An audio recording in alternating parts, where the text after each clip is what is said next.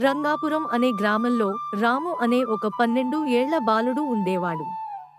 అతను ప్రతిరోజు అడవికి వెళ్లి మేకలను మేపుతూ ఉండేవాడు. ఒకరోజు అతను మేకలను మేపడానికి అడవికి వెళ్ళాడు. ఆ రోజు చాలా ఎండగా ఉండటంతో అలసిపోయి ఒక పెద్ద చెట్టు కింద కూర్చున్నాడు. అప్పుడు అకస్మాత్తుగా ఒక విచిత్రమైన శబ్దం వినిపించింది. ఏమైందో తెలుసుకోవాలని రాము చుట్టూ చూశాడు.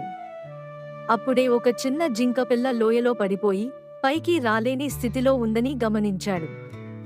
రాము వెంటనే ఎటువంటి ఆలస్యం చేయకుండా ఒక పెద్ద తాడు తెచ్చి అక్కడే ఉన్న చెట్టుకు బలంగా కట్టాడు. తరువాత ఆ తాడుతో లోయలోకి దిగి ఆ జింకపిల్లను జాగ్రత్తగా పైకి తీసుకువచ్చి కాపాడాడు. జింకపిల్ల తనను కాపాడినందుకు కృతజ్ఞతగా రామును చూసి అడవిలోకి పరుగెత్తి వెళ్ళిపోయింది.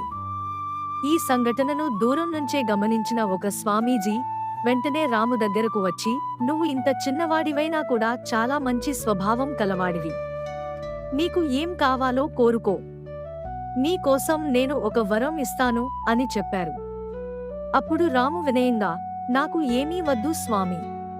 కాని మా ఊరిలో నీరు లేక చాలా కరువు ఉంది. పంటలు ఎండిపోతున్నాయి. మా ఊరి బావిలో నీరు కావాలి" అని చెప్పాడు. అప్పుడు స్వామీజీ చిరునవ్వుతో, "అలాగే జరుగుతుంది" అని చెప్పి అక్కడి నుంచి వెళ్ళిపోయాడు. ఆ రోజు నుంచి రంగాపురం గ్రామంలో నీటి కొరత లేకుండా బావుల్లో సమృద్ధిగా నీరు వచ్చి అందరూ సంతోషంగా జీవించసాగారు.